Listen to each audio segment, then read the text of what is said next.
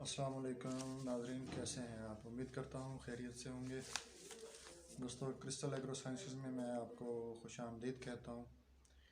दोस्तों, आज का हमारा टॉपिक है आगे आने वाली नई फसल गंदम के बारे में। तमाम काश्तकार जिन्होंने कपास, मकई और मुंजी लगाई हुई थी, उनकी ज़मीनें अब तकरीबन पिछली फसल से खाली होने वाली हैं और कुछ किसान इस वक्त सोइंग कर रहे हैं, कुछ लोग ज़मीन तैयार कर रहे हैं और कुछ लोग अपनी ठहरी हुई फसलें काट रहे हैं या हार्वेस्ट कर रहे हैं ताकि अगली फसल की बिजाई बर वक्त की जा सके। तो दोस्तों, आज का हमारा जो टॉपिक है वो गंदम के बारे में है। गंदम के आज हम दो चीज़ें डिस्कस करेंगे। ये गंदम के बारे में इस जो एक सेशन में ये आपसे मुखातिब हूँ, इसको दो हिस्सों में डिवाइड कर रहे हैं। पहले में जो है ना, इसकी बेस्ट जो वैरायटी है वो कौन सी है और इसका जो बेहतरीन वक्त काश्त है वो कौन सा है, इसके बारे में डिस्कस करेंगे। तो दूसरे हिस्से में इसकी जो पैदावारी टेक्नोलॉजी है और इसका जो फर्टिलाइज़र का प्लान है वो मैं आपसे शेयर करूँगा कि भाई आप इससे 70 मन तक अगर आप औसत लेना चाहते हैं तो इसमें आप कौन कौन से स्प्रे बर वक्त करेंगे और फर्टिलाइज़र कौन सी कितनी और किस वक्त देंगे ताकि आप 70 मन फ़ी एकड़ तक पैदावार हासिल कर सकें। तो दोस्तों, इस पहले पार्ट में आज आपसे मैं जो बेस्ट वैरायटीज़ हैं वो आपसे शेयर करने जा रहा हूँ। तो कोशिश करें कि ये तमाम जो वैरायटीज़ हैं या पंजाब सीड कॉरपोरेशन के ऑफिस से बाय करें, क्योंकि ये इनके पास अवेलेबल होती हैं और सर्टिफाइड सीड होता है इनके पास।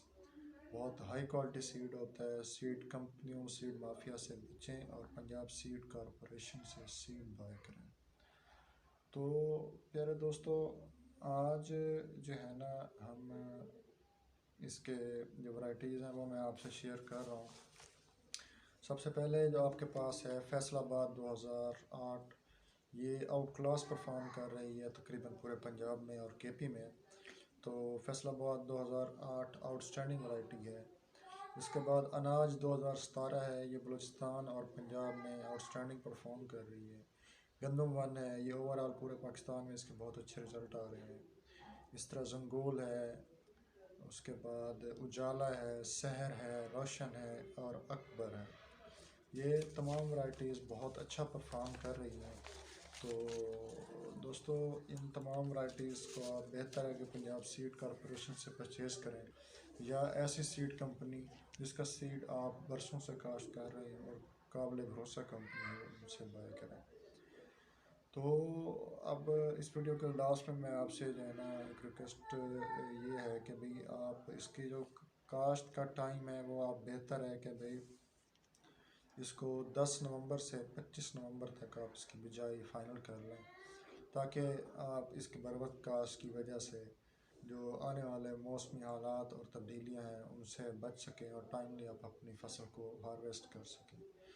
तो दोस्तों, आखिर में आपसे मेरी एक रिक्वेस्ट है कि मेरा चैनल ज़रूर सब्सक्राइब करें ताकि आने वाली मुफीद वीडियो से आप इस्तेफ़ादा हासिल कर सकें और इन वीडियोज़ को अपने दोस्तों के साथ शेयर ज़रूर कीजिए ताकि जो है ना ज़्यादा से ज़्यादा लोग ये मुफीद मालूमात से फ़ायदा हासिल कर सकें। अल्लाह आपका हामी और नासिर। पाकिस्तान जिंदाबाद।